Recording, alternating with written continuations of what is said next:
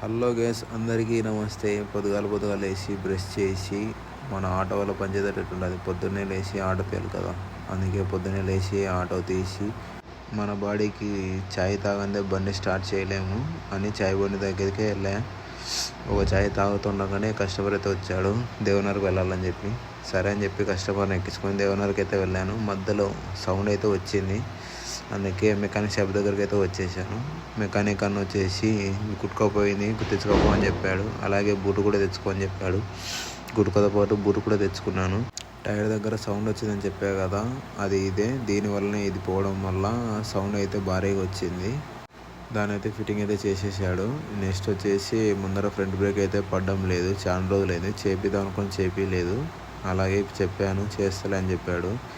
ఇప్పి చూస్తే బ్రేక్ రబ్బర్లు అయితే పోయినాయని చెప్పాడు. బ్రేక్ రబ్బర్లు కూడా తెచ్చుకున్నాను.